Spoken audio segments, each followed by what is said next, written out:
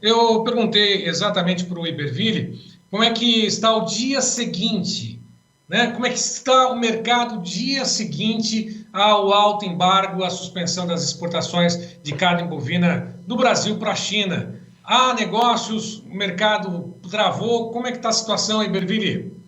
Braga, o cenário praticamente sem mercado mesmo. Como você ponderou ali, mostrou o mercado futuro deu uma sustentada, né, até alguns contratos um pouco mais do positivo.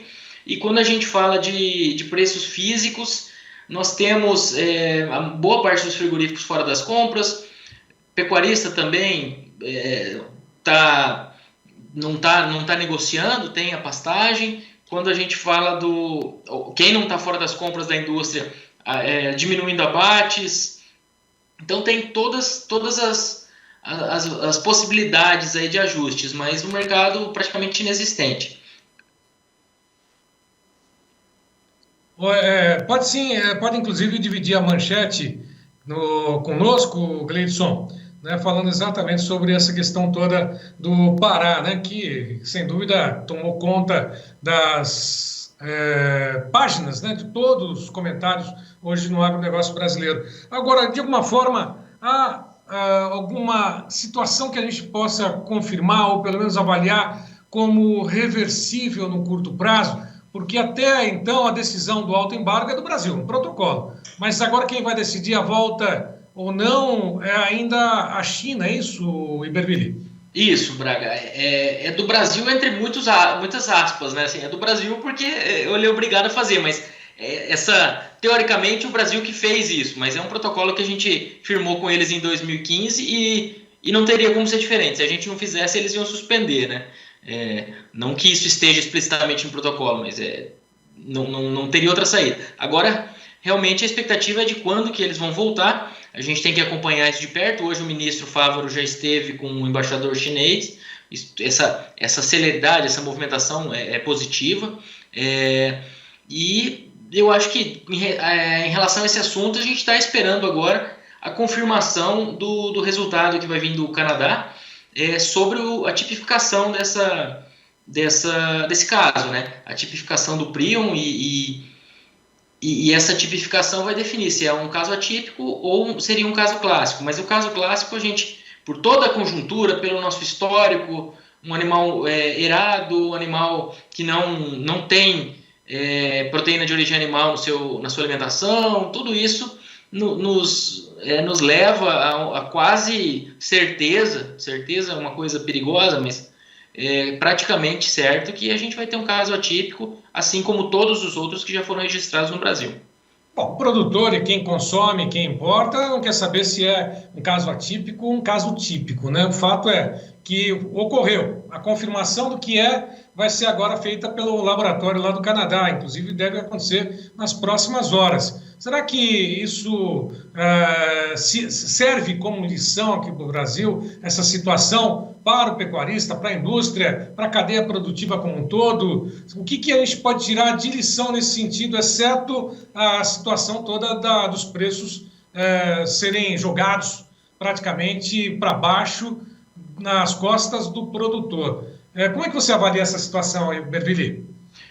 Eu acho que, do ponto de vista do produtor, isso demonstra a importância de travar as cotações, né? Porque quando a gente vai falando dos preços futuros, a gente sempre está tentando avaliar se aquele preço está atrativo ou não. E algumas vezes a gente até esquece desse tipo de situação. Então, o preço pode não estar dos mais atrativos, mas necessariamente sair do risco não é algo ruim, ainda que seja por um preço não dos melhores. E aí, claro, que eu estou considerando que aquele preço cubra os custos de produção e claro, todas essas premissas, que sem isso travar as cotações fica muito pouco interessante, né? A menos que tenha certeza que o mercado vai cair. Aí, melhor diminuir o prejuízo. Mas eu diria proteção de preços para o lado do produtor e pensando em cadeia, um ponto importante seria, a partir do momento que isso seja definido, resolvido, e a gente volte a exportar para a China, tudo, a gente não esquecer de ir atrás e que os governantes, as autoridades busquem alterações nesse protocolo assinado lá em 2015. E a gente não pode ficar dependente de um caso atípico, aleatório, com risco zero para a cadeia, paralisar uma exportação do tamanho da brasileira. Então, eu acho que é paralisar para o principal cliente, pelo menos. Então, eu acho que esse ponto tem que ser mantido em pauta, mesmo após a resolução. Porque quando a gente resolve a situação, parece que tudo vai ficar bem e não vai acontecer de novo, né? Nos últimos anos, aí, nós tivemos 3 ocasiões em 4 anos. Que foram considerados atípicos, aqueles que não têm risco nenhum para o consumo humano ou transmissão entre os seres humanos. Isso deixa bem claro também, né? Casos típicos foram registrados no Canadá, na Europa, Holanda e até mesmo Irlanda um tempo atrás. Agora, daqui para frente, semana praticamente sem negócios. Deve fechar assim, porque sexta-feira geralmente não tem muitas informações, não tem ainda uma luz sobre o resultado do exame. Se tiver negócio, só na semana que vem. Eu acredito que amanhã vai ser um dia morno, para não dizer parado, para não dizer sem negócios, porque sexta-feira já é um dia mais calmo, a semana é uma semana mais curta e com essa questão aí pendente. Então eu diria que amanhã deve ser um dia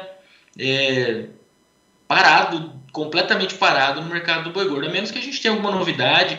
E no mercado futuro ele já tem as suas movimentações mais peculiares ali. Então, alguma notícia mais animada para um lado ou menos animada pode gerar alguma movimentação. Mas eu diria que no mercado físico o cenário deve ser de paradeira mesmo. Tá certo. Bom, só lembrando mais uma vez que o Minerva já rapidinho já se prontificou a remanejar as exportações de carne a partir das plantas no Uruguai. E isso vai atender também o mercado da China. Portanto, lembrando mais uma vez, né, às vezes a gente tem essa questão das fronteiras físicas, né, e aquelas inimagináveis também, né, mas isso de alguma forma mostra que a indústria está aí rapidinho, encontra saídas para não paralisar as atividades das exportações em nome do conglomerado da holding, enfim, mas está aí. Né? Tanto é que o Gleidson colocou aí o destaque da Reuters, né? O Minerva atenderá a China com unidades no exterior após caso, entre aspas, vaca louca, fecha aspas, no Brasil. Iberville, grande abraço mais uma vez, obrigado pela participação, até amanhã. Obrigado, Braga, um abraço a todos e até amanhã.